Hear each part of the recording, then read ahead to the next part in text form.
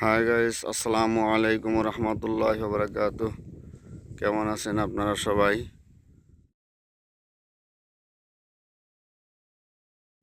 তো আমি আজকে এসেছি টাঙ্গাইলে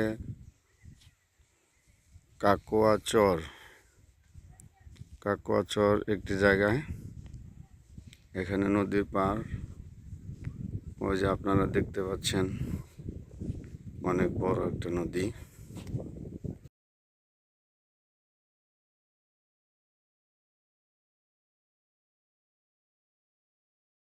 এই নদীটির নাম কি? যমুনা নদী। গাইস, আপনারা দেখেন এই যমুনা নদী অনেক বড় এরিয়া, দেখেন কত বড় চর পড়ে গেছে। এখানে আপনারা দেখতে পাচ্ছেন নদীর অল্প পানি শুকিয়ে গেছে। আসলে এখন তো শীতকাল, যার দরুন পানি এখানে নেই, অল্প পানি। তারপরও আপনারা দেখেন অনেক বড় একটি এরিয়া। দেখেন নদীর এপার থেকে ওপার কিচ্ছু দেখা যায় না, সাগরের মতন একদম।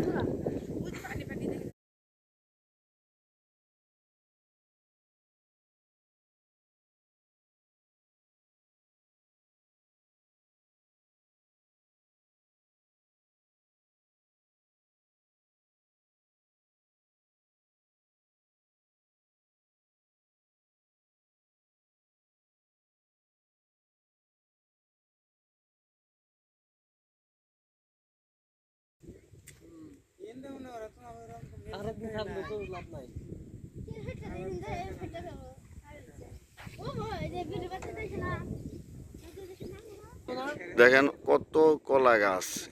প্রত্যেকটা কলা যদি মনে করেন যে আপনার ওই 5 টাকা করে হয়, এখন হিসাব করেন এখানকার মানুষ কেন কোটিপতি হয়ে যায়।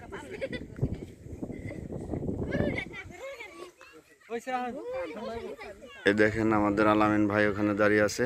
উনি হচ্ছেন মূলত ক্যামেরাম্যান, কিন্তু আমি একটু ওনাকে হেল্প করতেছি। মূলত এই আলামিন ভাই হচ্ছে ক্যামেরাম্যান। হ্যাঁ, আপনারা হয়তো দেখেন যে আজাদ ব্লগ টিভি চ্যানেলে ক্যামেরাম্যানকে, মূলত ওই আলামিন ভাই হচ্ছে ক্যামেরাম্যান।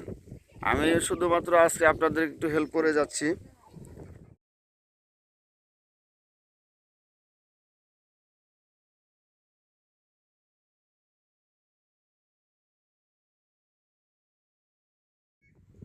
গাছ দেখেন পানি না থাকার কারণে নৌকা এখন উপরে উঠিয়ে রেখেছে। দেখেন কত বড় নৌকা।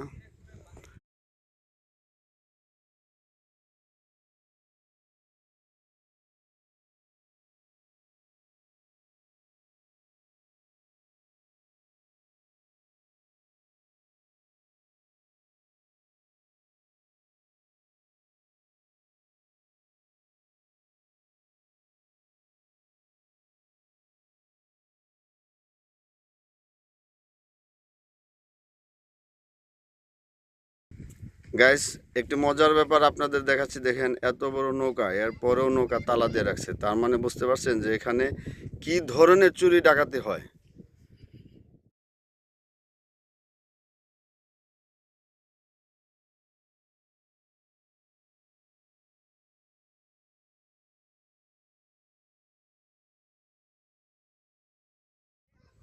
দেখেন কত বড় তালা লাগাইছে নৌকার মধ্যে।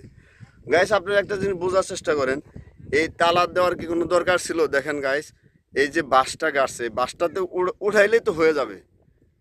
তাহলে এই তালা কেন দিছে আমি বুঝতে পারলাম না।